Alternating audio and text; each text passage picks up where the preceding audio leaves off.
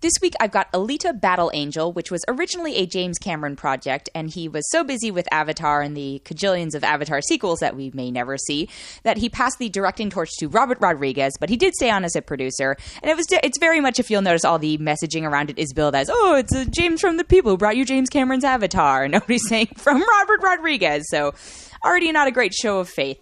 It's this sort of CG meets live action hybrid. I want to say steampunk, but it's not actually steampunk. It just feels like it definitely has influences from steampunk. And it's based on a manga, and it was messy. It was messy and sloppy, and I think there were elements there that I could get behind, but it was not executed in a way that I gave a crap about. And so it just ended up being this like 2+ hour slog through. The person next to me fell asleep. And I was like, should I wake them up? No, I don't think so. Not worth it.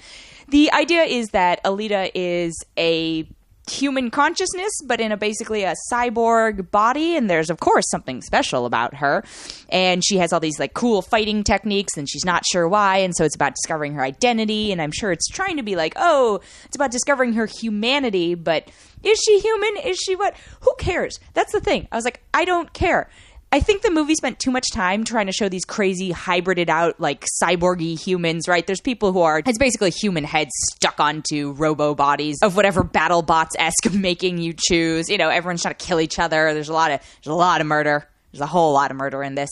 And there's also a very weird kind of creepy like love story to me in that, you know, she's basically, as far as we can tell, like a Barbie doll.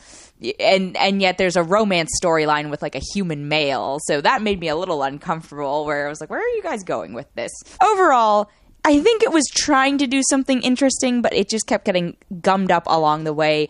Rosa Salazar plays Alita, and there are points where the CG is decent at times, and I will say, in terms of fight choreography, I complain a lot when you have these all CG fights, and you don't have clarity into who is fighting what, or what the stakes are, or is somebody going to get hurt.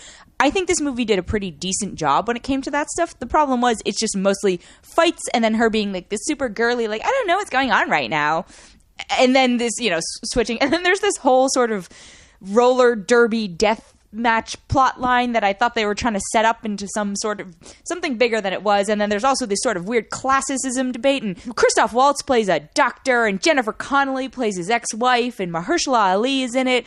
It's just a mess at the end of the day. And I don't know if this was like, this needed to be a miniseries on Netflix, or this just shouldn't have been adapted onto the screen, but I didn't find it particularly engaging. And then the end of it, I was just like, I think you're trying to set up a sequel, but I don't care at this point. It's such an abrupt ending that I was like, you've undone any goodwill I have to you.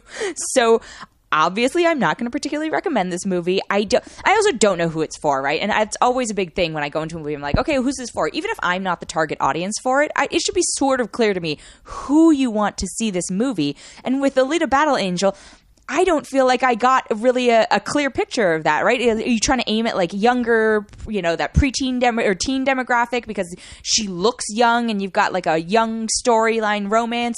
Are you going for like the sort of, you know, manga anime fans? Or are you going for action fans? You're certainly not going for Avatar fans, because aside from the fact that like the producers are the same, this doesn't feel like a James Cameron or an Avatar movie. So again, the ending really just, I don't think this is going to resonate with people. I don't want to see a sequel out of it for sure. And so I'm only going to give it 2.5 out of 5.